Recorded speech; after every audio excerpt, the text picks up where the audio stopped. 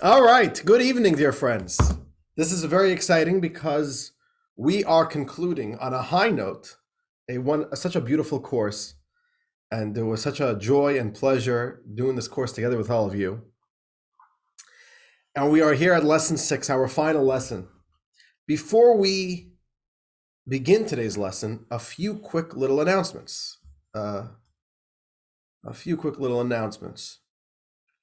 Number one. For those of you who registered for continuing education credits, after every single class, an email went out with a link to fill in your participation. If you did not do that, don't worry, you could still do it. If you never got the link or if you missed it, just email me and I'll make sure to get that to you. And over the next few days, expect it to come within 2 weeks, all right? I don't want to rush myself, but within 2 weeks, you'll be getting an email from me confirming your participation and how many credits you should be expecting to be receiving. When you confirm with me that the data that I have is correct, I will submit that information to the accrediting agency or organization, and you will get the certificate with your credits, God willing. So that is with that. But the point is, if you have not submitted your participation, then that's going to be very, very important, right? We want to make sure that it has to just be on record that you have joined. So, okay, but I believe most of you have done that, but it's possible some of you have not. That is number one. Number two is I want to share with you a few little announcements of what's going to be going on going forward, because we are concluding this course right now, but we've got lots of exciting stuff coming up. So, number one, today is Wednesday, the 9th. We are exactly 1 week, in exactly a week, we have the beautiful Jewish holiday of Purim coming up next Wednesday night and Thursday, right? And I want to encourage all of you to not let the holiday just slip by. It's a beautiful holiday. I want to make it a priority to celebrate. The main mitzvah of Purim is to hear the Megillah, ideally both at night and at day. And I want to extend to all of you a personal invitation. We are going to be hosting a Purim dinner. One of the traditions of Purim is to have a dinner. You're meant to sit down and have good food and a festive food. So we're going to be hosting one at the Jewish Federation on Thursday evening. And I want to put it up over here. It's being called Purim in Persia. That's going to be the theme. All right. And I want to encourage all of you that if you're available, you should join. It's going to be fun. We're going to be joining as a community. We're going to read the Megillah, everything that we should be doing on Purim. So that's going to be coming up on Thursday. Also, Wednesday evening, I'll be hosting a Megillah reading and good food Wednesday evening at my home, which will be a little bit more intimate. We'll come. We'll just have some good food to munch on, some good drink, a little l'chaim, and we'll read the Megillah Wednesday evening. But the more larger event is going to be on Thursday, and I really hope you could join and hear the Megillah, because it's a beautiful, beautiful holiday. Such a beautiful, meaningful holiday. That is about Purim. Then we have something very exciting. This course ending also means that we are going to be restarting our Tanya class. We have been learning Tanya for quite a few weeks before this course began. And we called that the Kabbalah of You. We've had a weekly class on Wednesdays, studying the text of Tanya. We have, I think we've done 7 classes so far, and we just started chapter 2, and we're really starting to get into the meat of Tanya. And that's going to be starting in 2 weeks from today. So today's the 9th, next week, the 16th, Wednesday night, Purim begins. The 23rd, March 23rd on Wednesday, we will be learning Tanya together. So I'll be sending out the information for that. And if you haven't been joining the Tanya classes until now, don't worry, you could join. It's very easy for you to get right in the swing of it. So don't say, you know what, I didn't join all the 7 classes and I don't have 7 hours to listen to 7 classes. I'm not joining. No. We're going to make sure that everybody could join and appreciate and understand it, no matter where you start from. So that's very exciting. It was such a beloved series we've been doing.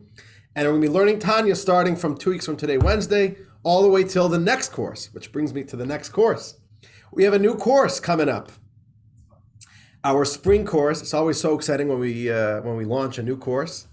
And our new course, brand new course, and I want to share with you a little, just this afternoon, the video production company released the first draft. It's not the final version yet of the promotional video that shares a little trailer for the upcoming course. I wanted to share it with you, and it's a beautiful course. So here's some information about it. Okay, here we go. Beyond the Big Ten, the Torah has 603 more commandments. Beyond religious practice, like Passover and Yom Kippur, much of Jewish law is surprisingly devoted to civil life, like commerce, neighbors, and damages. But every society establishes civil laws. So what makes these laws uniquely Jewish? A common goal to all civil systems is to create a safe and civil society. However, these civil laws are designed to create something else. Something that can only be identified by pinpointing the remarkable Jewish values on which Jewish law is based. Something, when discovered, revolutionizes your approach to everyday life. Join us for Beyond Right and discover the values that shape Judaism's civil code.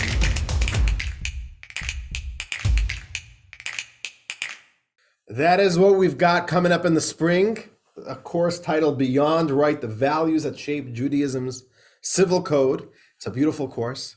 And I'll share with you that last year in the dead of winter, right before the vaccine came out, I was fortunate to be on the editorial and review team for this course. So I've had the honor to be part of the team to help produce this course and design it.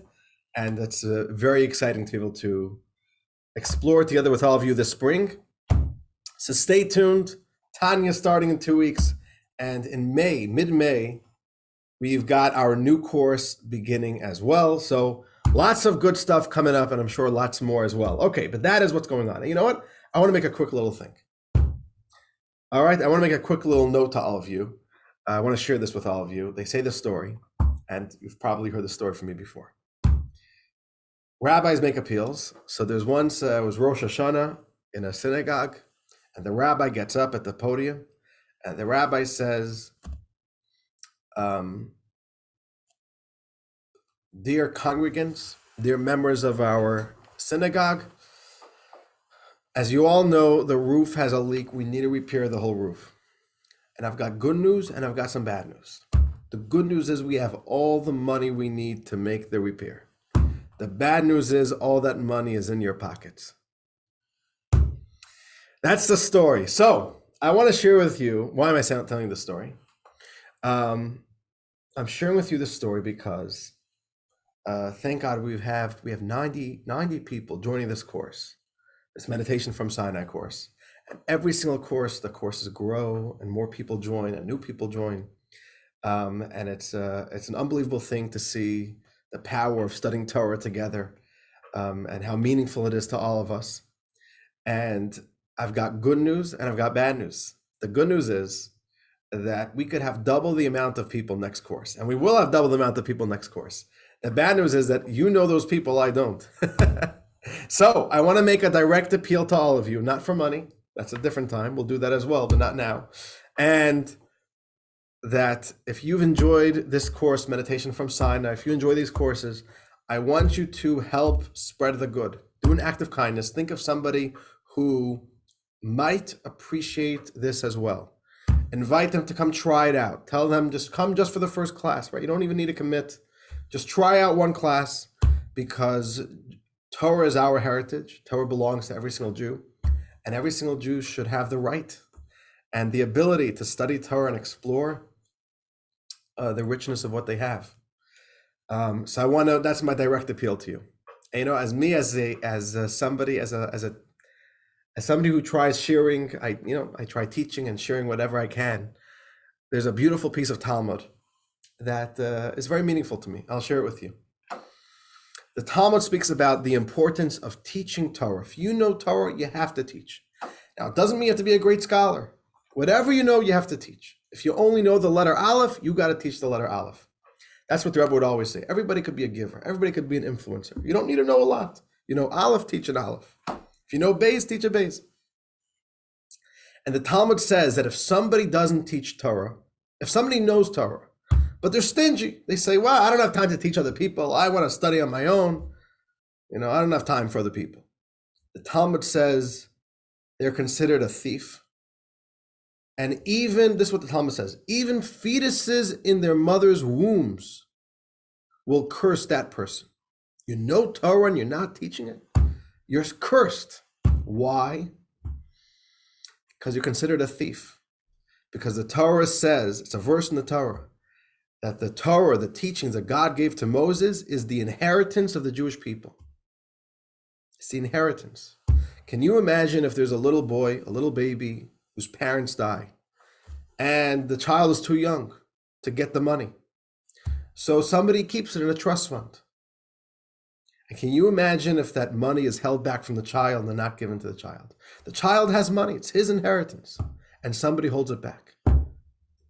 It's absolute robbery. You're a thief. So you know Torah, and there's another Jew who doesn't have Torah, but it's their inheritance. They own it just as much as you do. And you're going to withhold it from them when you're in a position to give it to them. You are an absolute thief. Cursed shall you be. And then the Talmud says on the flip side, if somebody teaches Torah, the great reward that they get. And the reward that the Talmud says is that not only are you doing a mitzvah by sharing the goodness with other people, God gives you the gift of enlightenment as well. And new doorways are opened up for you as well, that you will be able to understand and learn on a level that you would have never been able to attain on your own. So it's very important. Every single Jew deserves to be coming to these classes. It's their inheritance. And every day that a Jew is not studying Torah, it's a crime. It's unfortunate. So this is very important. So let us all partner and help bring more people into the door and to study our beautiful tradition. So with all that, all right, with all of that, after 6 weeks, I can make my appeals direct to you, right? I don't need to beat around the bush. Okay, let us get started with today's class. Dear friends, we will begin by dedicating today's class in honor of Mark Rosenzweig, a wonderful shining light and inspiration to all of us. This course is sponsored by the Rosenzweig and Dell families. Thank you to them for sponsoring this course. And today we are on our final and sixth lesson, Mind and Matter, the influences of meditation on practice and practice on meditation. We're going to be doing something quite interesting, friends, tonight. Till now, we've spoken a lot about meditation from Sinai, Jewish meditation, authentic Jewish meditation. We've really explored this theme in depth. And what it really boils down to is that Judaism believes in cognitive exercises, right? Using the mind. We've called that, the Hebrew word was hitbonenut. Using the mind, explore ideas, develop a sense of spirituality, allow that sense of spirituality through meditation to start influencing us and permeating our mind and our feelings and our attitudes and our worldview. I want to ask all of you a question today. You know what? Before I ask you a question, we'll ask you a question in a minute. Let's do something here. We've done this last week, so hopefully you all know the drill. I am going to share with all of you a poll on Zoom. Right? We've done it last week. I'm going to launch a poll. There's 4 questions here you need to answer. And let's see. Here's the questions. Take a look at your screens. I am launching it. You should all have seen it right now. How central are each of the following to Judaism?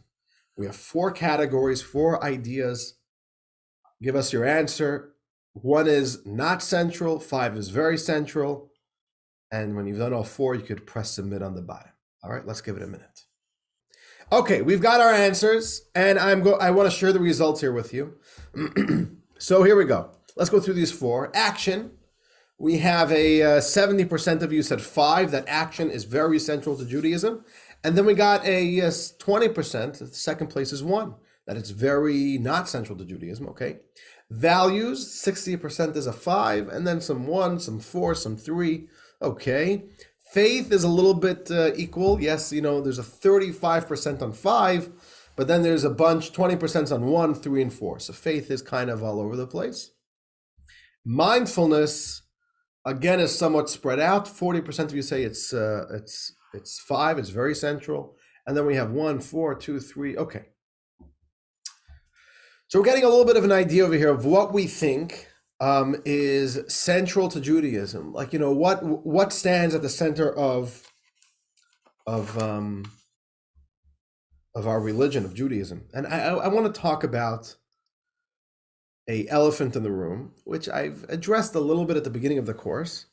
But it's somewhat of an elephant in the room, which is, all this talk of meditation, talking about meditation and mindfulness, and we are insisting in this course that meditation and mindfulness is very Jewish, and there's a very pure, authentic Jewish version of meditation and mindfulness.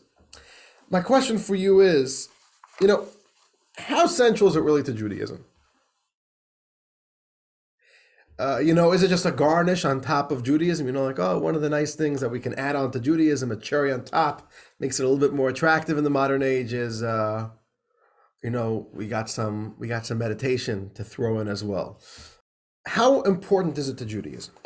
And the real truth is, if you really look at Judaism, you take a real good assessment of what our religion is, you will see that our religion is a unique religion. Judaism is a very unique religion in the way action plays the central role within it.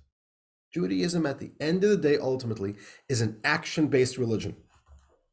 And let's look at our first text for tonight, text 1 on page 183. We have the very famous statement from the Ethics of Our Fathers, right? We all know, we love that book, Ethics of Our Fathers. Page 183, they tell us the essential thing is not the study, but deed. Deed is important. Everything else is nice. Everything else is complementary. At the end of the day, what is Judaism? If you needed to define what Judaism is there faith in Judaism? Of course there's faith. Are there values? Of course there are values. Is there mindfulness? Of course there is. Judaism is action-based. Just take a look at it. Talmud, the earliest text of Jewish tradition, which was ever written down, the Mishnah and the Gemara. What is it? There's 60 tractates in the Mishnah, which is really the original volume, the original text which contains the Jewish oral tradition. 60 volumes. Let's think about it. How many volumes are dedicated to law? How many volumes are dedicated to values? How many volumes are dedicated to faith? You want to know the imbalance? 59 law, 1 for values. Only 1 for values. And the one volume that speaks about values tells us this, what we just read. The Ethics of Our Fathers, which is the one book of the Mishnah, which speaks about values, tells us, by the way, the point is not the study, the point is the deed. And from that perspective, I want to ask a question. What is the role of meditation then in Judaism? How important is it? In the context of this whole action-based religion. And again, I want to stress this. There's faith, there are values in Judaism, but they don't play a central role. It's not that important. A Jew never has to ask himself, it's more nuanced than this, right? I'm oversimplifying it. But the work of a Jew is not necessarily to say, how much do I believe? How good is my faith? How can I develop my faith further? Of course, that's important and is a very big part of Judaism. Same thing with values, Really, what Jewish life is about is, what are you doing? How am I doing in my action? What could I be doing more? Judaism really is a practical system. That's really what it's at. For example, right, next week is Purim. So somebody would tell me, Rabbi, what's more important? If I take upon myself to study an entire tractate of Talmud, which is not an easy feat, contrary to what the popular opinion, right? Studying Talmud is not easy. Any of you guys ever tried it? It looks easier than it actually is. Actually, I actually have a very strong desire to start a weekly Talmud class, meaning a real authentic Talmud class. No curriculums, just real yeshiva style learning. Okay, maybe we'll do it. If we get enough interest, maybe we'll do it. Proper Talmud class. So somebody tells me I can study a tractate of Talmud, or should I go hear Megillah? Which one's more meaningful? I could go next week on Purim and read Megillah. Okay, I'll hear Megillah. It takes 25 minutes. We'll hear Megillah. Or I could study an entire tractate of Talmud. What an accomplishment. Which one's more important? There's not even a question. Hands down, going to Megillah is more important. Action is most important. So again, what is the role of meditation? And what we're going to argue that, yes, what we're going to demonstrate in today's class is that while ultimately Judaism is all about what we call the mitzvot, the commandments, the behaviors, the actions, at the same time, meditation plays such a central role within that. And that's going to be tonight's topic. The intersection, the nexus, the relationship between deed and meditation in Judaism. These are not two separate parts of Judaism, but actually what we're going to see today, we're going to start bridging these two things together. There's a very strong intersection between them, meditation and action. So let's talk a little bit about the action part of Judaism, the mitzvot, and let's try to start defining a little bit more, what is the balance between the action versus meditation and the mindfulness, the intent. Or the word that we introduced last week was the word kavana, right? Kavana means mindful intent, having intent when we do something. So I want to share with you a question. Let's hypotheticals, right? It's always a little bit of a thought exercise. It helps us identify where it helps us try to break up ideas. I want you to imagine there's a woman and she's interested in having a weekend romantic dinner with her husband. So it comes evening, she's lighting candles, a candlelit dinner. And it happens to be that it's Friday evening. And it happens to be that's exactly the right time when there's a mitzvah for Jewish women to light Shabbos candles. And she lit candles. But she didn't do it because it's a mitzvah. She didn't do it because it's Shabbos. She wasn't even aware it's Shabbos. Did she fulfill the mitzvah of lighting Shabbos candles? Yes or no? What do you say? You want to give me a thumbs up or a thumbs down? You also have reactions. Well, I'm sorry. I missed all of your reactions. Can you show me again what your things are? Okay, a bunch of thumbs down, some thumbs up, but thumbs down is definitely we're getting more. So Rachel, you said thumbs down. What do you say, Rachel? Why do you say thumbs down? Because she wasn't lighting the candles with the intention that they're for Shabbat. She's just lighting the candles. She said there was no intention. So you technically lit the candles, but come on, how meaningful could that be already when he didn't even have it in mind? Okay. Toby, I believe you wrote thumbs up, right? Did you give us a thumbs up? So why don't you explain to us the thumbs up? Go ahead and unmute, Toby. You want to explain to us why? You got to unmute. Toby, you have to unmute. There you go. Okay, I think she enjoys the connection. Doesn't understand it, but she enjoyed a connection. No, but she's not even aware of it. She doesn't even know about Shabbos. She's not even thinking about Shabbos, right? That's the case. She doesn't even have that. So I'll give you, Stuart, you go ahead, because you also gave us a thumbs up. One of the few gave us a thumbs up. Yeah, I would say, talking about what we have already, we discussed already, that action is paramount. And sometimes in different parts of Judaism, the action counts even without intention. And some actions are mitzvah without the intention.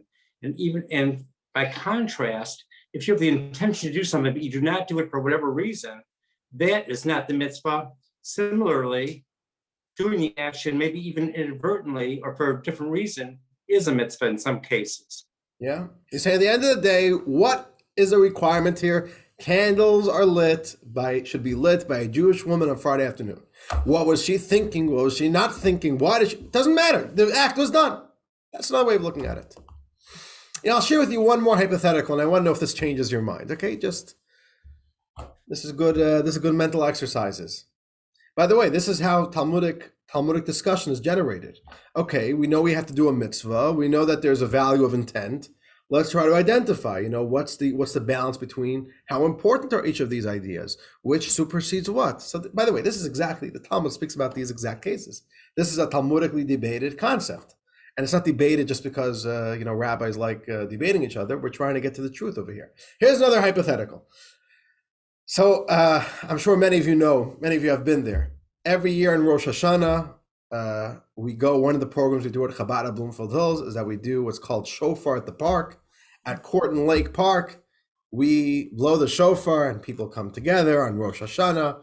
And wonderful, wonderful event. Here's the hypothetical. There's a Jew walking his dog, walking through Corton Lake Park. This Jew happens to not even know it's Rosh Hashanah. He doesn't even care that's Rosh Hashanah. And he didn't even register. It's just not on his agenda. In his mind, it's just a September day, walking his dog. And all of a sudden he hears, from a little bit in the distance, the sound of the shofar. He doesn't even realize it's a shofar. All he hears is weird noise.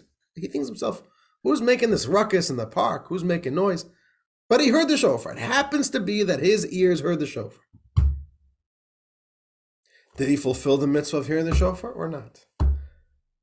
Do you all keep your answers, or does this hypothetical change your position? More or less the same? Or are we all on the same page? Now I want to share with you, neither of you are right or wrong. No matter what you answered, you both are right. Because there's no question, at the end of the day, deed is what matters most in Judaism. On the other hand, what we're going to discover is intent is really very important. And the rabbis in the Talmud and in subsequent generations really hotly debated this issue. But ultimately, the consensus is that there has to be the most minimal baseline awareness that you are doing a mitzvah. Without even the most minimal, basic, elementary level of intent, we cannot call that this mitzvah was, actually fulfilled. If a woman lit candles, had no awareness of Shabbos, didn't even mean to do a mitzvah, nothing, at that point, it's not. Let's read that in text 2. Text 2 from the Code of Jewish Law, where all of Jewish law is codified. Page 185. Let's start doing some reading. All right. Okay. Toby, would you like to read? All right. Give us an unmute. And all right. Nope, it didn't work, Toby. Got to unmute. There you go. Wonderful. Okay. To fulfill a mitzvah obligation, we must actively intend to observe the mitzvah. Therefore, if we observe a mitzvah unwittingly or for a purpose other than to perform a mitzvah, we have not fulfilled the mitzvah at all. Some Torah authorities disagree and opine that mitzvot do not require intent and are fulfilled even when performed unwittingly. However, the final law sides with the former opinion. There we have it. So the Code of Jewish Law makes sure to share with us both sides of the debate. Both sides, right? There are legitimate positions on both sides. Ultimately, there has to be, again, a most basic minimal awareness of what is happening right over here. Now, like everything in Judaism, it's very easy to oversimplify. There are exceptions to this rule. For example, whenever it comes to helping out somebody else, if you help somebody else out, even if it's unwittingly, even if it's unknowingly, you've done the mitzvah because somebody else got helped. So whenever it's an interpersonal mitzvah which helps somebody else, which benefits somebody else, no intention is needed over there. Because the point is, right, the point of giving charity is not that he had good intentions when he did it. The point is, it got where it needed to go. Somebody needed help, they got the money. So if you had intention, we didn't have intention, like let's say you lost a $100 bill. Walking down the street, lost a $100 bill. In your mind, you're upset about it, you lost money. but somebody in need found that money and was able to provide for himself with your $100 bill. You didn't even know you helped them. You resent that you lost it, but you have a mitzvah. You help somebody else. That's a place where intent doesn't matter. There's also, when it comes to eating, to food, whenever there's a mitzvah to eat, as long as it entered down your throat into your digestive system, it does not matter what intent you had. And that's a unique exception about food mitzvahs.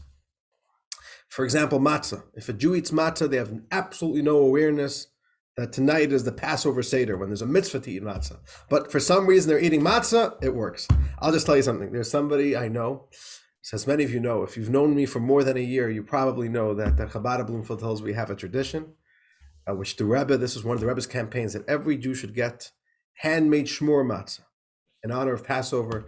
It's like that every Jew could have the best matzah possible for their Seder.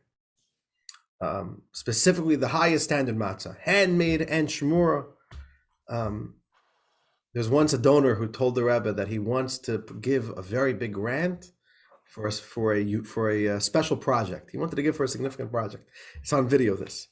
So Rebbe said that he should sponsor Jews getting shmur matzah.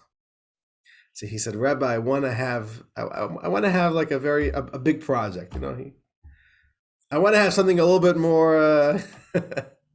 So the Rebbe says, if you ask me what's a very important project, it's that Jews should get matzah before Passover. All right? I don't know. In my book, this is the most important thing. So anyways, 2 years ago, I remember I brought a Jew matzah. And this is a Jew who, we never judge a Jew, but we would consider this Jew a very, very secular Jew. Not a practicing Jew.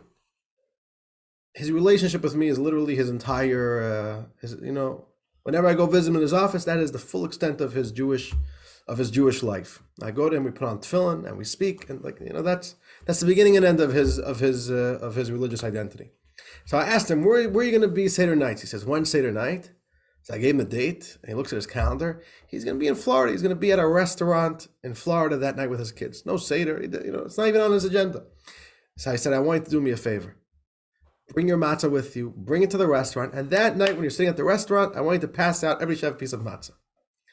And he promised me he's going to do that, and he wrote a note on the box. He's going to bring it to the restaurant. He's not having a Seder, but he's going to eat matzah that night. And he was doing it with an awareness that it's a mitzvah. But this is what the Rebbe wanted. Every Jew should have the opportunity to do the mitzvah of matzah in the highest possible form.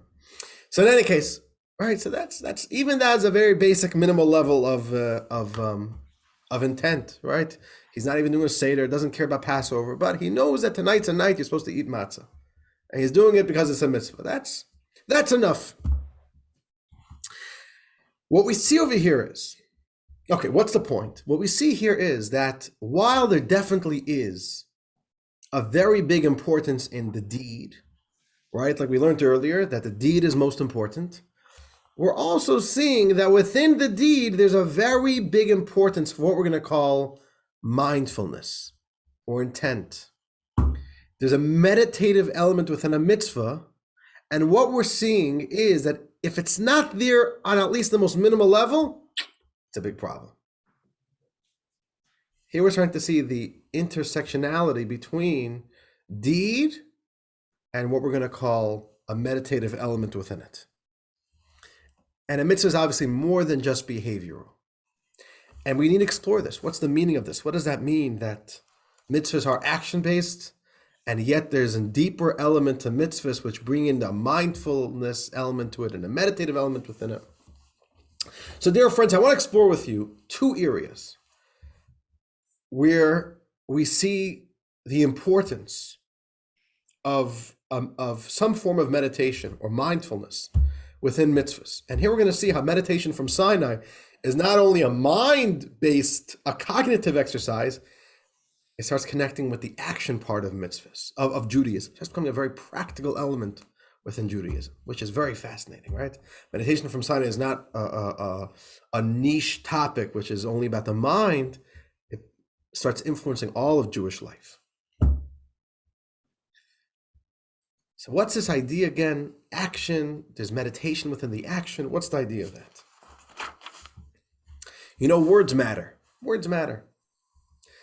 What does a mitzvah mean? What does mitzvah mean? You know, colloquially, we translate a mitzvah as a good deed, right? You ever heard that? A good deed.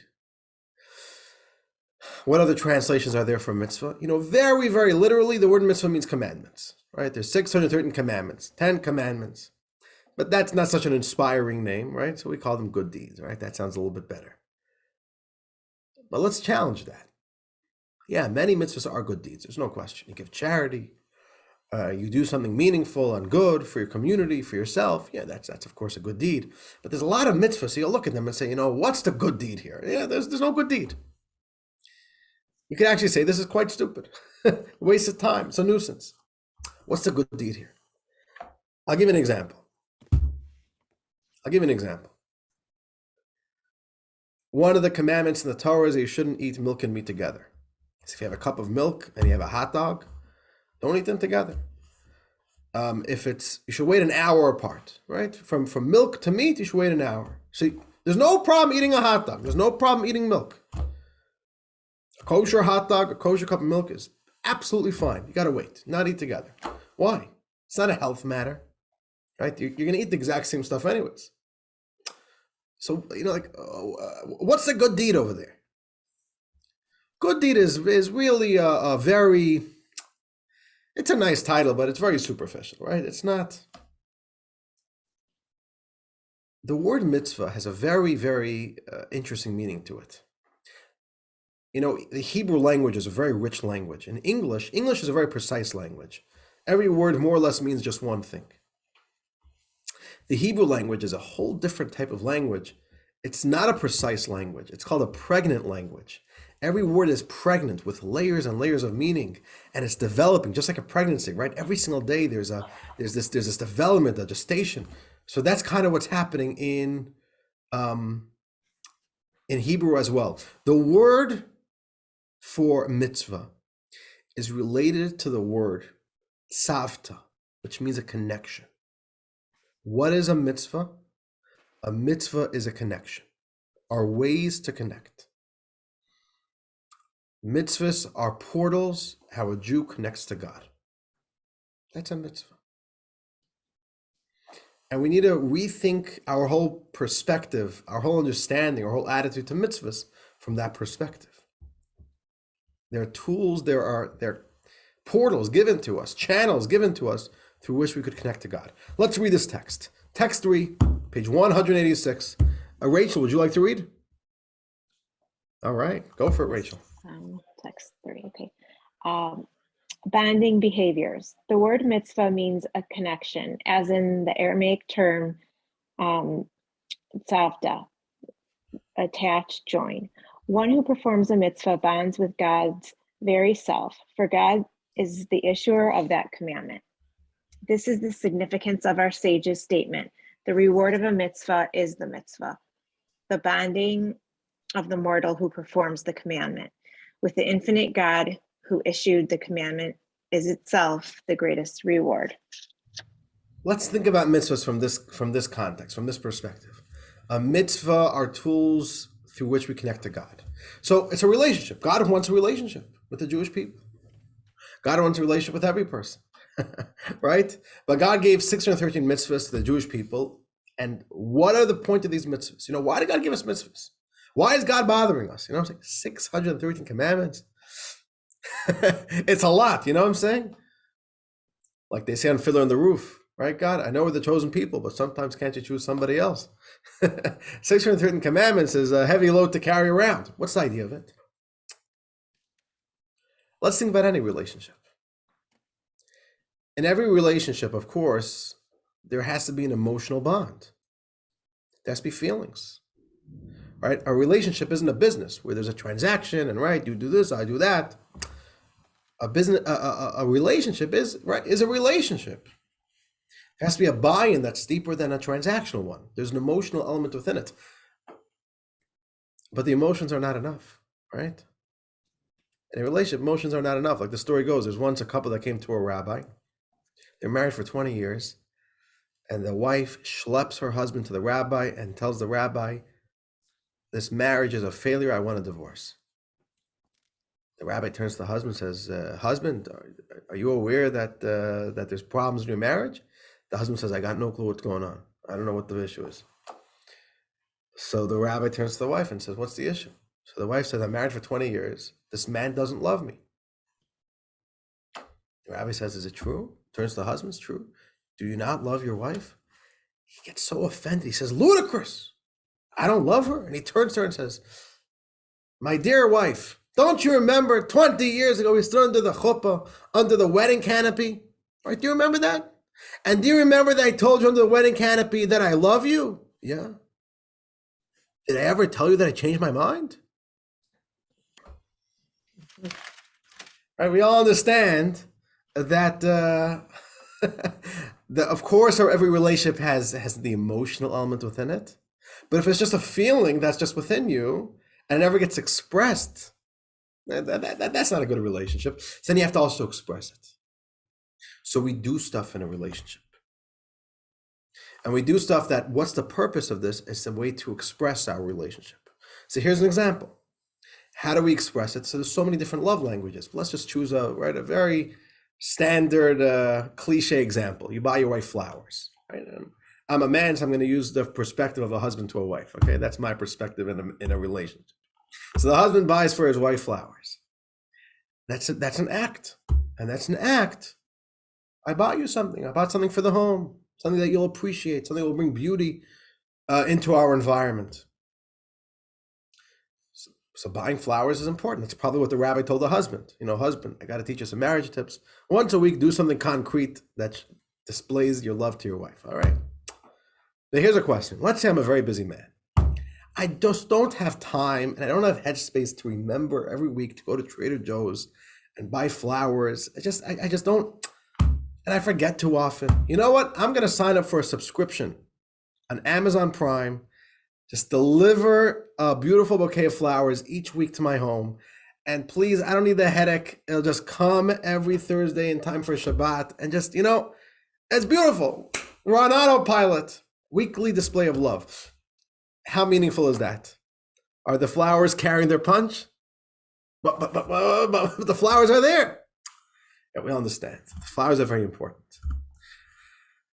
But the flowers are not there because, you know, there's like this utilitarian purpose. We need flowers.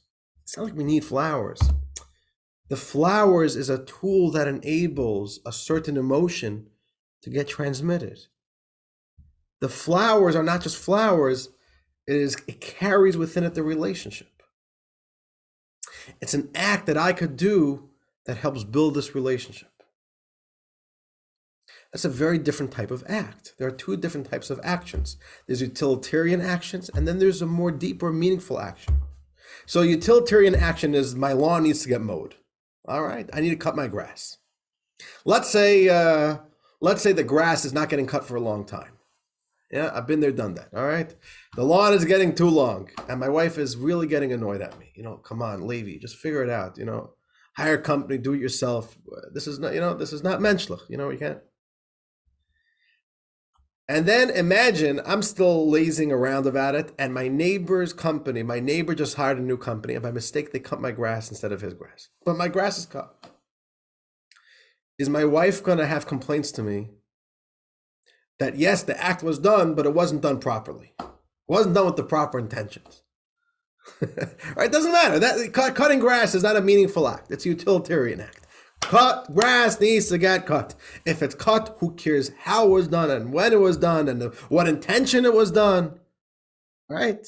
If a cop pulls you over and says, you were driving the speed limit, but I want to know, were you driving the speed limit with the intention to follow the law, or were you just driving the speed limit because that was just, that was the speed of traffic, right? It's ridiculous. The point is that you should be doing. So why did God give us mitzvahs? Is it just because God needs to get these stuff done? Here's a checklist, do all these things, and I need you to do it. The real truth is no. We're not doing mitzvahs for God. We're doing mitzvahs for ourselves. It's a gift from God that God said, I'm going to give you a language with which we could develop a relationship. Because every relationship needs a language which means something to both parties. This is especially true about God. Developing a relationship with God, Just think about that concept. A human being will develop a relationship with God. It's logically impossible. Sometimes I offer people to do a mitzvah. Let's put on tefillin. Let's do a mitzvah. And sometimes I'll get people that tell me, oh, I don't need mitzvahs. I have my own relationship with God. Right? You've ever heard that attitude? I got my own relationship with God. Have you ever thought about that statement? I have my own relationship with God. Do you understand how ridiculous it is to even say that? I have a question for you. Have you ever tried developing a relationship with an ant? Ever tried? No. Okay, very good. Has an ant ever tried developing a relationship with you? One sec. You're saying no? How do you know? How do you know? Maybe the ant that was crawling on your counter actually wanted to develop a relationship with you. And you killed it. Disgusting. Horrible. It was a nice ant that just wanted a relationship. We're saying no, but how do you even know? You see, here's the problem. A relationship needs a common language. We need to be able to understand each other. The more we have in common, the easier it is to build a relationship. The less we have in common, okay, the space upon which we can build a relationship becomes narrower. But once that space, that gap is too wide, a human and an ant, we just don't have enough in common. There's just nothing meaningfully in common that we could build a relationship over. So it's not only that we can't build a relationship, we become totally deaf to each other's experiences. It's not like I don't want your relationship. I'm not even aware of any of your signals. It's so out of my life. We're so beyond each other. So a finite human being, a little human being, is creating a relationship with God, with infinity. Impossible. And that's why God gave us mitzvahs. Because it's true, a human on his or her own cannot make a relationship with God. Totally impossible. But God created a space. And God says, I want you to do this for me. And this will be the space. God created this bridge, a space, a context within which we could build a relationship. That's called mitzvahs. So a mitzvah really becomes a very meaningful activity, right? It's not just like, God needs me to do this. What a pain, right? I got to do this, I got to do that, and God's controlling my life, and right. These are opportunities, and God in his kindness gave us many opportunities to make it as accessible as possible that we could actually have a relationship with God. And that makes a mitzvah a lot more meaningful than just the action. I'll get to your question. I see, Al, you have a question. I'll get to your question in a moment. Okay. But this is why mitzvahs require an intent. Even if you're not really deeply in love and deeply meditating on your relationship with God, but there has to be at least that basic awareness. Why are you doing this? Because it's a relationship. There has to be a basic awareness. I'm doing this because it's a mitzvah to do it. And even the most subconscious awareness, God wants me to do this, I'm going to do it. That's why it's important. And the meditation aspect that we put into the mitzvah is what creates the value of the mitzvah. The more we approach a mitzvah with this sense of connection, with a meditative element as well, the more powerful the mitzvah is, the greater the punch of the mitzvah is. So there's the dichotomy. It's a paradox. On the one hand, what's the mitzvah about? The action is most important. On the other hand, what powers the mitzvah is the emotion, the meditative element that we invest into the mitzvah. And that's why Jewish law says the baseline has to be there. The baseline has to be there. Okay, Al, go ahead. Okay, going along these same lines, my feeling about mitzvahs is that it's more of a way of life. It's not, I'm going to make a connection with God because I'm doing this, or that consciously, it's something of everyday life, that they happen, you do them because it's your nature. And that would be the connection. You know what, Al? That's actually very beautiful. When the relationship becomes a lifestyle. Yeah. I don't think that's I don't think that's contrary to what we're saying over here. I actually think that's a very beautiful thing when we get into the habit of this lifestyle, where life itself becomes a life of a connection, right? It's not something we're doing sporadically. It's not something which is an exception to life. It actually becomes part of life. So for sure, I think it's a beautiful thing. Very simple things too. It could be holding a door open for somebody. Everyday life. It's got to be that you want to do it, and you're not trying to do it because you're supposed to. Right. You know, it's the way I feel about it. But there's also an element of sometimes doing something just because. You know, I get up every morning. Late as 6:15, and I'm usually tired because I usually go to sleep later than I want to, and I get up 6:15 and I catch a 7:00 minion. And these days I'm going to the minion in Oak Park, so I'm going every day to Oak Park. I drive to Oak Park and then rush to the minion and I daven, and then I get home in time to help Mushki with the kids and get them out to school, and it's the morning rush. And on the one hand, davening, for me to daven in the morning, I've never missed a day. It's like, it's part of my life. And sometimes I just do it mindlessly, right? How much intent do I have? How much do I think, God, I want to connect with you, so I'm getting up right now, I'm doing something special for you. Yeah, let's be honest, I don't think about that most mornings, right? I'm just in the habit. I'm just waking up and, running out of bed and taking a shower and, dashing out the door to catch the minion on time. On the other hand, if you think about it, I literally go out of my way, do something which is uncomfortable for me on a daily basis, even though I'm used to it. But I could be getting up a half hour later. I could be sleeping more and having a wonderful, morning, a few extra minutes of sleep. And I don't do it. I get up early, and there's only one reason, because God told me to do it. And even if I'm not conscious of it, and even if I'm not making it like this relationship element, that's ultimately the only reason why I do it. Because God asked me to do it, and I do it. And that's the baseline we're speaking about over here. And I think that's a very beautiful thing when Judaism starts becoming a mode of life. In the honeymoon era, the honeymoon time of a relationship, everything you do is so special. Everything is romantic. 10 years in, you're doing all those same things, and you know what?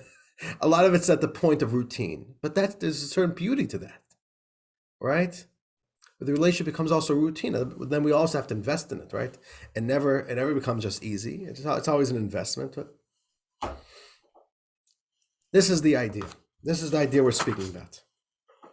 You should know this is why, on this theme, this is why our sages instituted that before we do a mitzvah, we say a blessing.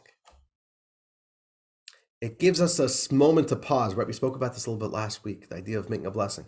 It gives us a little bit of space to pause and reflect, and a little moment to put some intent, to just recognize we're doing a mitzvah, right? Again, at least the most minimal level, on the most basic level. And that's what a blessing is. We thank God for the opportunity for a mitzvah. God gave us a mitzvah. And there's a very beautiful idea, which again connects how a mitzvah is a relationship. It's all in the wording, right? Words matter. Again, it's all in the Hebrew. Let's read text 4. A very powerful idea. Text 4. Kelly, would you like to read? Text 4, page 187. Divine intimacy. This is the inner significance of the blessing recited prior to performing a mitzvah. Blessed are you who sanctified us, Kiddishanu, with his mitzvot. In Hebrew, the term Kiddush means both sanctification and betrothal. Through performing a mitzvah, we are bound to God like a man betrothing his wife for the sake of being intimately united with each other, as the Torah states regarding the bonding of the first human couple, he shall cleave to his wife and they shall become one flesh. When we study the Torah or perform a commandment, we achieve a similar, indeed an infinitely deeper and truer unity between our soul, along with all of its elements, and God's absolutely infinite light. So it's a very deep idea. We're using a word in the blessings, kiddishanu, which is a very significant word. That's the word we use for betrothal, kiddushin. Right? How do you call? What's the halachic term for the moment that a man puts on his bride's finger the ring? It says, with this ring, I betroth you, I marry you, with the law of Moses. That's the wording that we say. That's called kiddushin, a betrothal. That's what creates marriage. And we use that term every time we do a mitzvah. A mitzvah is an act of love. It's a very meditative experience. And in that sense, while the action is so important, the meditation is not like, there's, by the way, you could pull out the books on the bookshelf where Judaism speaks about meditation. It's so central. The way the Tanya speaks about the meditative element in a mitzvah, the Alter Rebbe in the Tanya gives a very interesting imagery. He says the mitzvah is like the body of the bird, and the meditation, the emotion, the intent that we put into it are the wings. On the one hand, the wings are not the bird, right? The bird's life, right? The actual biological life of a bird is in the body, not in the wings. The wings are an add-on. On the other hand, the bird is, even though it's alive, it's kind of lacking most of its functionality if it doesn't have wings. So a mitzvah, the ultimate life of the mitzvah is the action, is the deed. But what makes that mitzvah soar, what gives the mitzvah the power, is what we invest, the meditation we invest into it. It's a very powerful idea. So this is one idea of what we have of the meditative element of mitzvahs. Let's watch our meditation video for today, and then we'll continue forward. All right, here we go.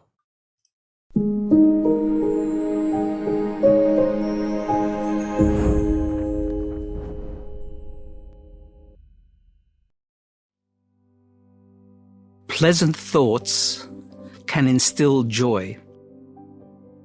Your imagination can conjure up many beautiful things, and yet it can't match reality. The actual experience in real time, in real life, surpasses imagination. Gently close your eyes and become aware of how powerful your imagination is. Conjure up a picture of yourself flying through the air with ease, comfortably, like a bird. The imagination allows you places and experiences that are beyond the laws of nature, because imagination comes from a very profound spiritual source.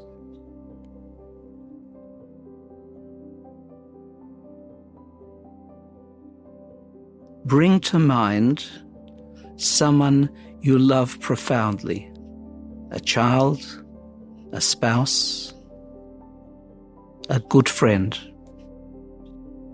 whichever.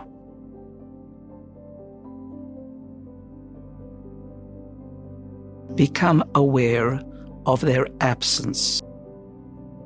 They are away from you, perhaps on a holiday,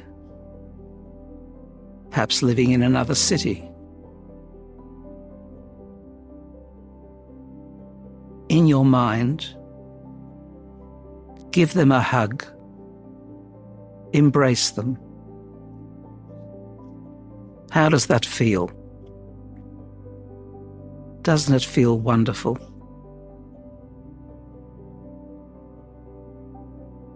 And yet, if you were to meet them personally, one-on-one, and embrace them in reality, would not that be even much more powerful?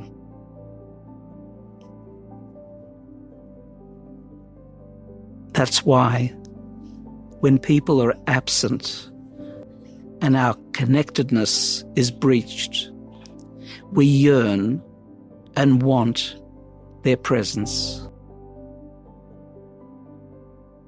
And when they are with us,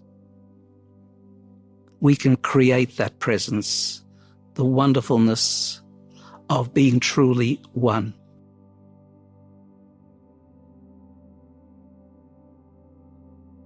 Imagine the thought of doing a mitzvah, saying a nice word to someone who needs encouragement.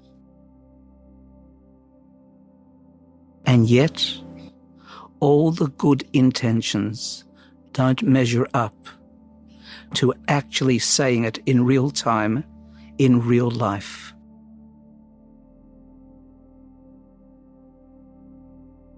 When we do a mitzvah in real time and real life, we embrace Hashem.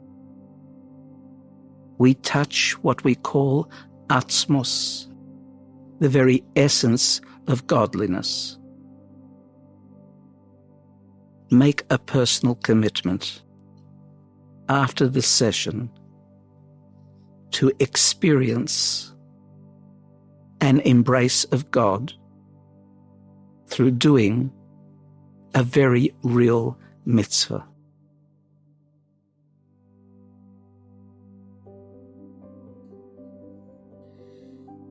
All right, friends.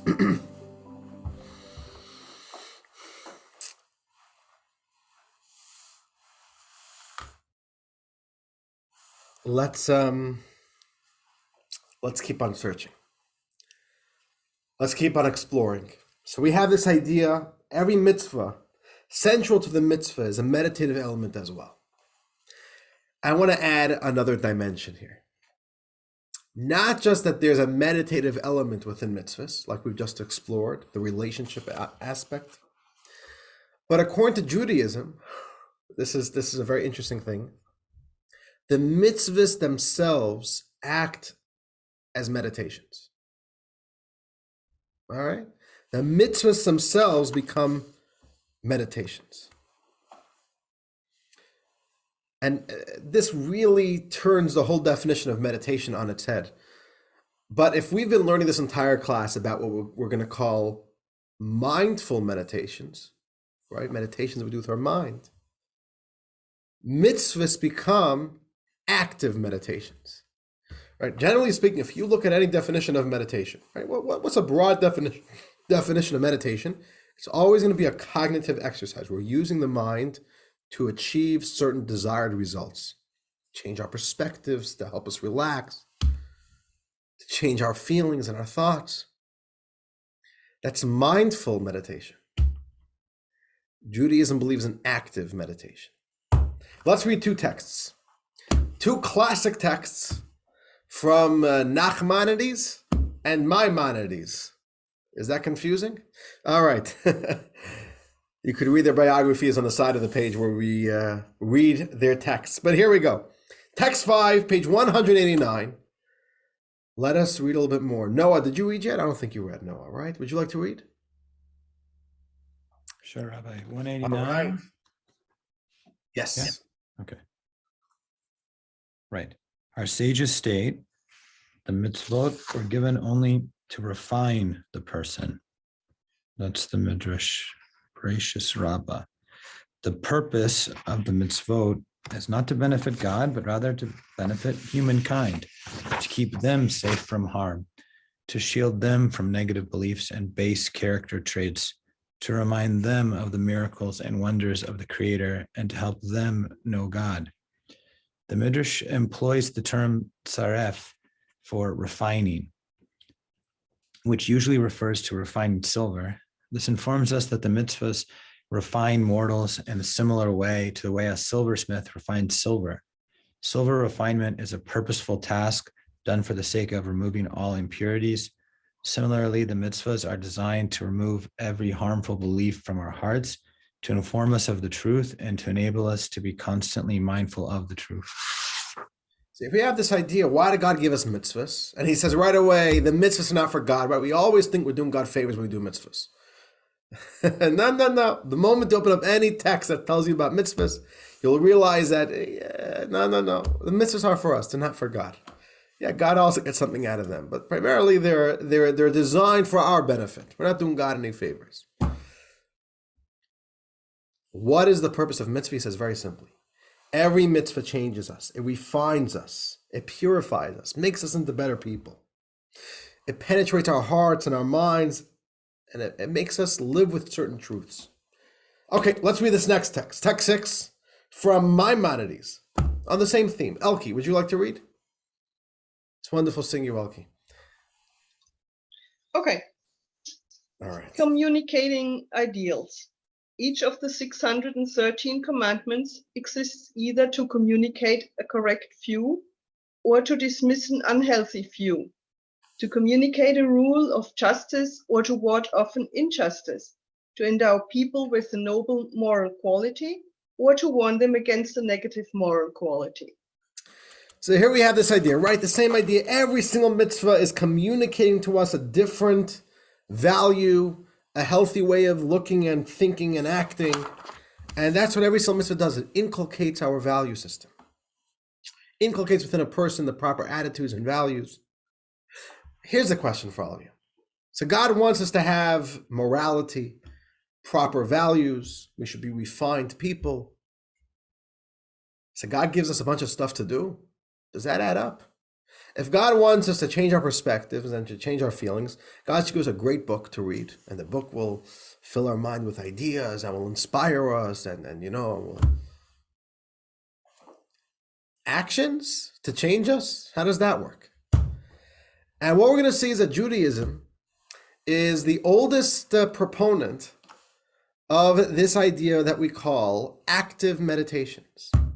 Changing yourself through actions, which is very counterintuitive.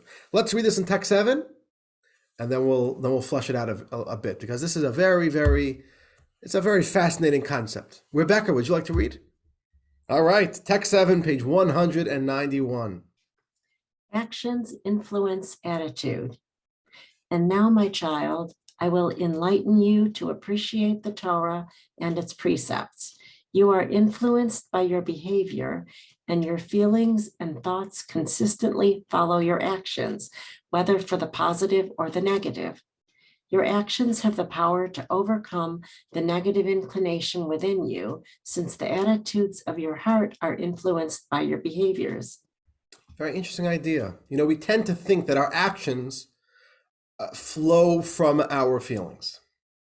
If we're feeling charitable, we're probably going to do charitable stuff, and we'll probably do kind stuff, and we'll probably be compassionate. And if we're in a rowdy mood, in a bad mood, and we're not feeling particularly kind that day, what are our actions going to look like that day? It reflect, right? I'm in a moody mood, so my actions are going to reflect that. So we tend to think about that. We first perceive something, then we feel something, and then our actions flow from there. And Judaism flips that whole thing on its head. Judaism says that's true. That's one way of influencing yourself. Start with your mind, develop feelings, and then it will be natural. The actions will flow. Judaism says hack the whole system. Revert it. Start from the inside out. Start by actions. Do actions.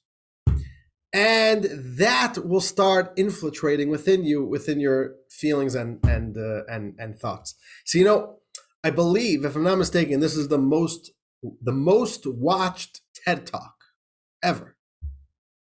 It was given by a doctor, it's actually a very interesting history to it, because her theory was very heavily contested within the scientific world, but she was able to corroborate her research. And what she said was that simply body language, projecting something, actually changes who we are. So she spoke about this idea called the power pose, walking around with more confidence even if you don't feel it. Just get dressed that way and walk around that way and talk that way. And what you're going to see is that soon you won't be faking it anymore. It will actually start becoming you. Your actions influence it. When we smile, it makes us happier. We usually think, when I'm happy, I smile more. When I'm not happy and I'm stressed, I just naturally don't smile as much. She says the opposite. Don't let your emotions dictate your actions. Do the right thing. Do what you think you would want to be, and you'll see you will start feeling that. And again, she came under a lot of criticism that pseudoscience, and that it's not real science, and she can't back it up. And ultimately, she was able to publish her study in a peer study journal, And she was able to corroborate that it actually is scientific. But Judaism absolutely believes in this, that there's two ways to meditate. There's a way to meditate with the mind, which is what we've been talking about for the past 5 weeks. And in Judaism, as part of meditation from Sinai, we meditate with our actions. It has the exact same result as mindful meditations. We study ideas, and that's one way to change the way we think and change the way we feel, and to start infiltrating our own psyche. And we can also do that from the opposite end. Active meditations. The actions themselves cultivate the ideas and help us grow as people. So there's a story. It's an interesting story. It's once a Jew. He came to a rabbi. The rabbi said, do you want to do a mitzvah offered? And the Jew said, Rabbi, I don't do mitzvahs. I don't believe in God. I don't believe in God. You want me to do mitzvahs? So the rabbi says, you know why you don't believe in God? Because you don't do mitzvahs. What do you think? You got to wait to believe and then you'll do. The doing itself is what cultivates that within us. Every mitzvah is exercising muscles, developing these ideas. The same idea. We could use the mind to try to reach into our soul and pull out the light of the soul. We can also do that through action. Action is literally a hack of the whole system. You start from the opposite end, and it does the same thing. Active meditations. And these things happen even subconsciously. You could be doing a mitzvah and you're like, you know what? I don't see how this mitzvah is really teaching me a value. I don't know. You know, I'm just waiting between milk and meat. You know, well, I'm eating kosher meat and not kosher meat. You know, whatever. I'm just doing it because whatever. I don't see this really make me into a better person. It's also subconscious. It happens on a subconscious level as well. And every mitzvah has that. Every time we do it, we're practicing a certain muscle, exercising a certain muscle. Let's read this next text. Text 8, page 192. Alan, would you like to read? All right, text 8, there you go. Side effects. The main focus within Judaism is action, which entails practically fulfilling the mitzvot. At the same time, each Torah-based action has an effect on the person's character. Learning Torah and fulfilling mitzvot refine the mind and emotions, as repeatedly emphasized in the works of Maimonides, who served as a guide for the perplexed of his generation and continues to serve as a guide for truth seekers in all subsequent eras. All right, so the main point of a mitzvah, again, is the practical element, but every mitzvah touches us in a way, it affects us. It's another step in the process of refining us, just like a silversmith has to refine silver to bring out its polish, bring out its beauty. Every mitzvah does that to us as well. Mitzvahs channel ideas through their behaviors, which is a very interesting way to talk about it. So, dear friends, we have a few minutes left. We don't have a lot of time to do this, but let's try to discuss it a little bit and we'll read some classic texts. Turn to page 193. I have your 5 mitzvahs for you. Let's try to think, what would be the meditative agenda? What would be the active meditation within these 5 mitzvahs? So I want to hear your thoughts. Let's begin with charity. What do you think is the meditative agenda within charity? This is an easy one. What do you say? What does it do to the person? How does it change the person when we give charity? Feel free to unmute, or you could chat it. I think it's like uplifting to the person. At least it is for me. Why is it uplifting? Because I like to help others, and it makes feels good to do good. Very good. That's a muscle, yeah, 100%. It's a muscle. It's a pleasure to help other people, and the more we do it, the more we appreciate it, right?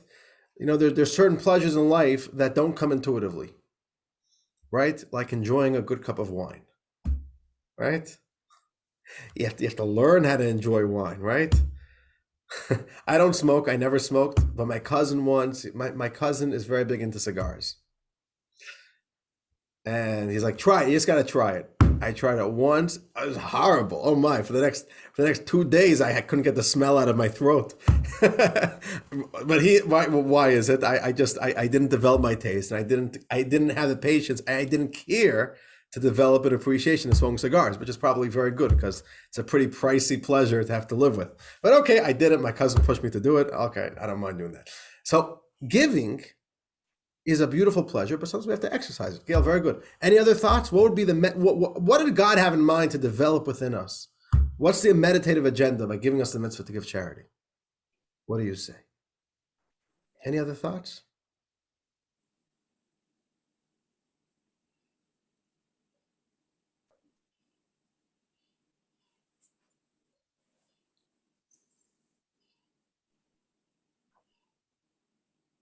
Sure, Mary Jane, go ahead. Just thinking of perhaps with the charity or with it, where are we on parents, is spending time with people, being with them. Spending time with people? Yeah, okay, very good. So let's read a text. Let's read a text. Everything you're saying is good. Let's read text 9 on page 194. And Daniel, would you like to read?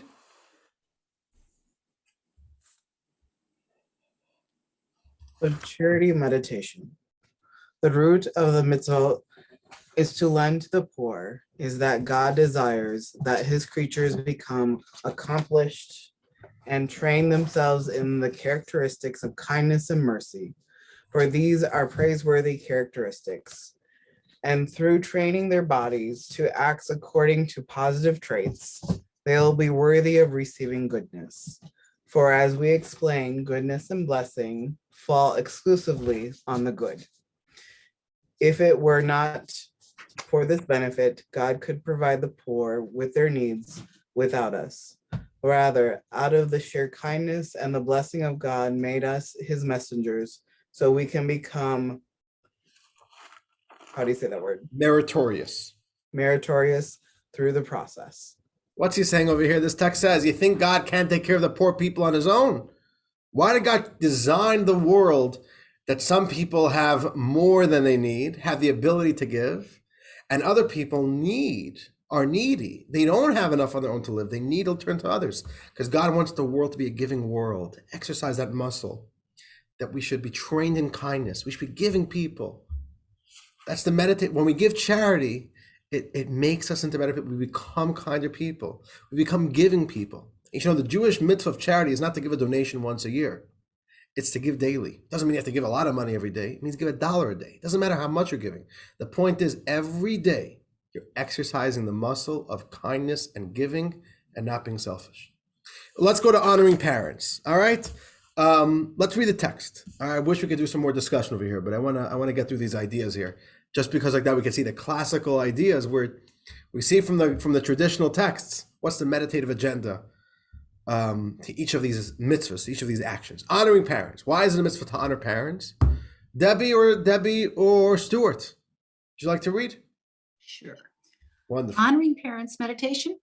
Yes. The root of the commandment for an individual to honor their father and mother is that it is fitting for a person to acknowledge and return kindness to those who provided goodness, and to avoid becoming a selfish ingrate, an evil and repulsive attribute in the eyes of God and mortals alike.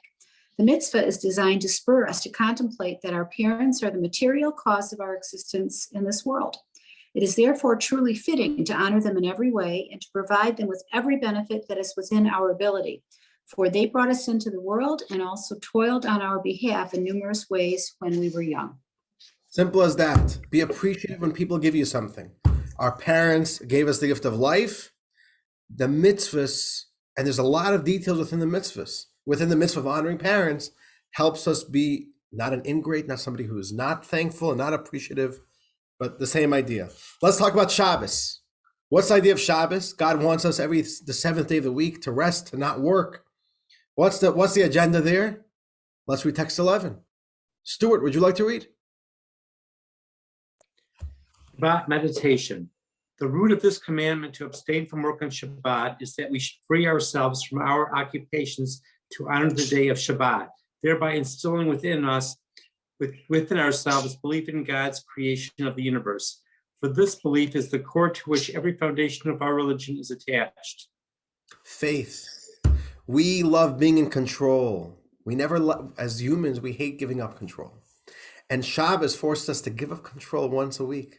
And it's a day that we could work and we don't work. It's a day that we could make more money and we don't. We leave space for God, for faith, and we realize that God is really the one who provides for us. And when we do this, we're exercising that muscle. We're allowing God into our consciousness. And we have over here also a tefillin meditation and a mezuzah meditation. But what we see over here, you should know there's a book. I have it on my bookshelf. It's called The Book of Education. We actually do not know who the author of the book was, but it was written in the 14th century. Unbelievable book. He goes through systematically every single one of the 613 mitzvahs. And one of the things that he does with every single mitzvah is he teaches you the meditative agenda to the mitzvah. Very beautiful book. Dear friends, it's time to conclude. Time to conclude. You know, before we go, I want to do something fun with you, all right? Let's do something fun. Let's conclude on a fun note. Take out your cell phones, all right? Take out your cell phones. And I'm going to tell you what we're going to be doing with your cell phones in a moment. Let's definitely have some fun. We're going to play a little game on your phones.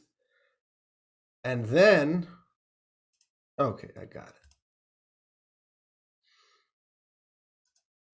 We're going to play a little game. You ready? Let's do this. Let's do this. Okay.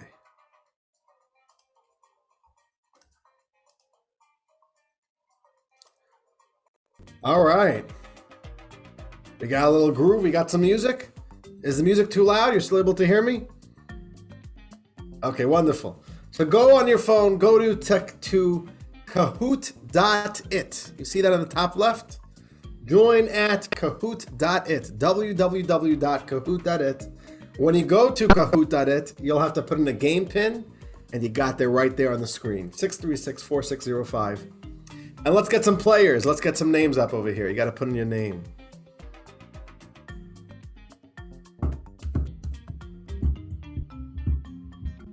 All right, Kelly, you're number one. Awesome.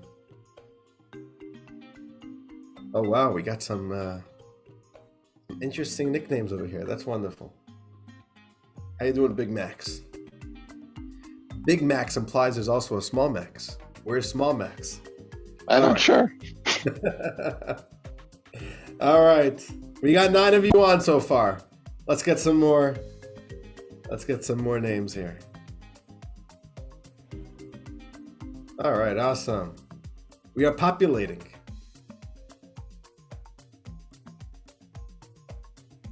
Anyone else still joining? All right. Okay, we're gonna get started with the game. Is everybody on? Are we still waiting for anybody? Or we're good? Okay, let us start the game. Meditation from Sinai Review. Pop quiz, guys. No, don't worry. This is about having fun together. Here we got a quiz. Who was the first Jew to meditate? You have 30 seconds to answer. You get more points if you answer quickly. You see on your phone, you have the same colors and shapes? All right, there you go. Spoke about this in lesson 1, guys. Lesson 1 review here. 7 seconds left, guys.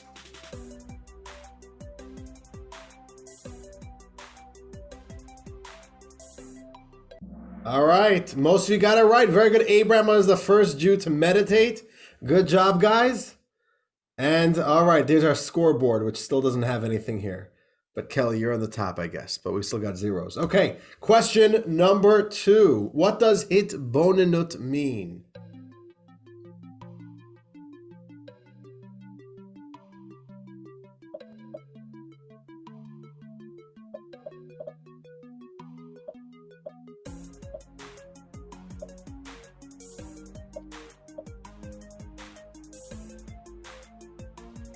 Ten seconds left. Anyone else?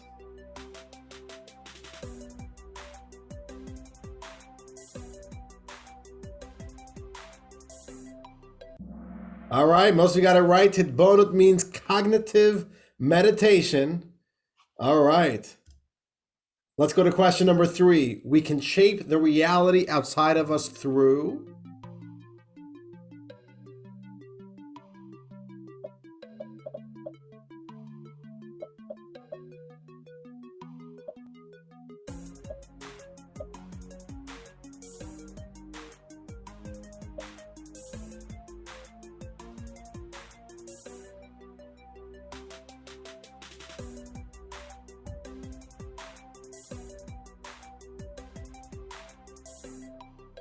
All right. Positive meditation doesn't just affect us, it affects the world around us. We spoke about this very briefly in lesson 1. Very good. Okay. Let us continue. Joanne, you just hit an answer streak of 3. Okay, good job, Joanne. All right. Let us go to question number 4. How many locations around the world are learning this exact same JLI course as we have been studying? What do you say? We did not cover this material in this course.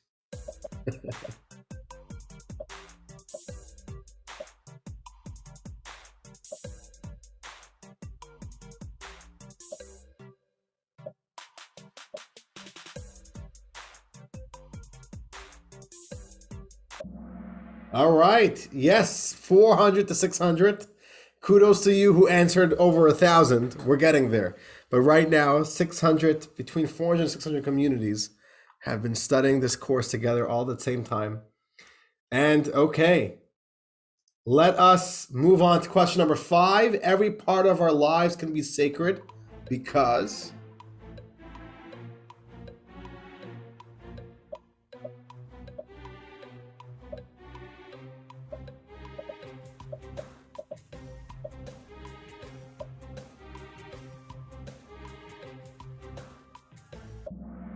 Yes, all of the above, all of these ideas we've spoken about at length throughout the different lessons. All right, wonderful. Okay, let us keep on going here with question 6. The 3 garments of the soul are... This is a bit of a tricky one.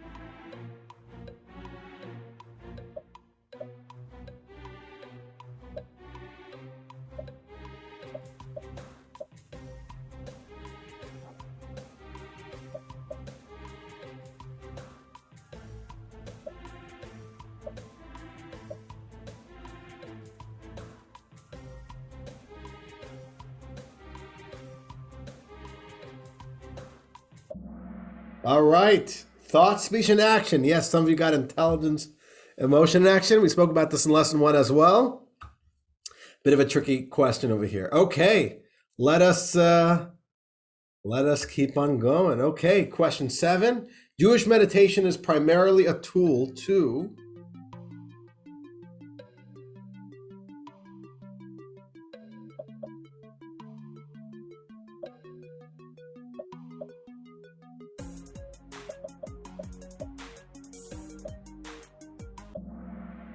to understand abstract spiritual concepts and develop a spiritual awareness.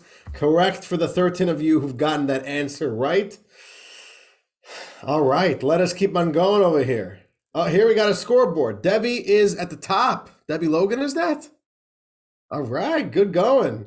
All right, let's keep on going. Okay, question 8. In which city does Rabbi Label Wolf, the presenter of the meditation videos, live? Ooh. You have to have been paying attention for this one.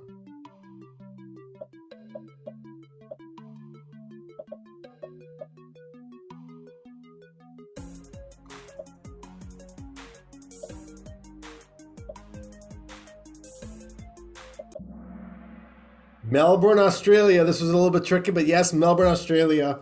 He's a Chabad Shliach, a Chabad rabbi in Melbourne, Australia. Let's keep on going forward over here. Question 9. In order to invest meditative intent into a mitzvah, the rabbis instituted a what?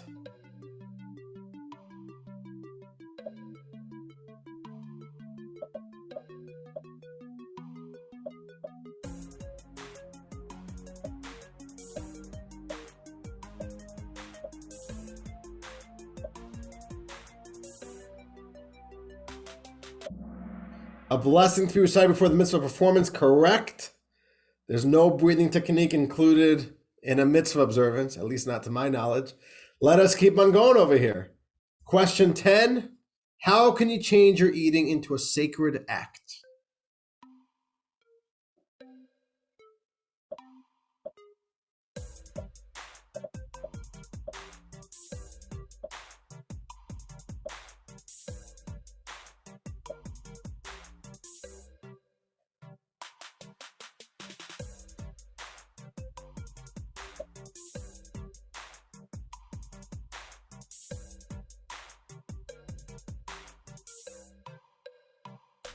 There we go. You all got it right. Eat with the intent to release the holy potential within the food. Let us go to question 11. We are winding down our quiz. Which of the following rabbis were not quoted in this course? I'm going to be ruining your streak here with this question. This is a tough one.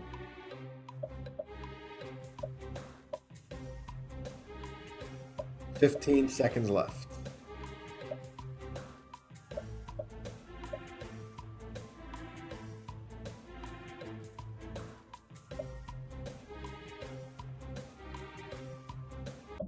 This was a tough one, and it was Rabbi Moses Cordovero, the great early Kabbalist.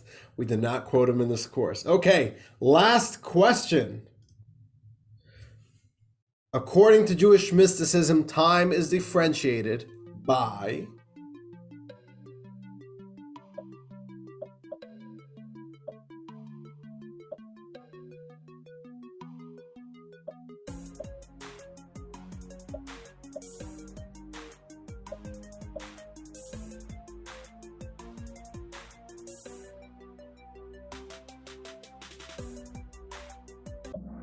All right. Yes, the differing spiritual energies. And with that, we conclude our game. And once again, let's see who won the game. Joanne, you are in third place. Awkward Lama. Who is that? Who's Awkward Lama? And number one, Debbie. There you go. Debbie, you win. 10 out of 12 right. Okay. And me and Jenny are fourth and fifth place. Okay. That was wonderful. Okay. Well played, everybody. Dear friends, with that, we conclude our course. I want to thank you all for such a wonderful time we've spent together. It was such a joy and a pleasure studying together with you. And I hope this was an enjoyable course, a meaningful course. And I hope that it wasn't just nice ideas we studied. I really hope that we'll be able to take these ideas. Thank you, Daniel. Really hope we'll be able to take these ideas and really live with them and bring them forward with us in our life to live better lives and healthier lives and more spiritual lives. And I look forward to seeing you all again with happy occasions, studying together again. And may God bless you all. Thank you. Thank you. And we'll see you all soon, God willing. Thank you. you, It was a Kevin. great so much. course. Thank you. Thank you. Fantastic course. Wonderful course. I did. You're very welcome. Terrific.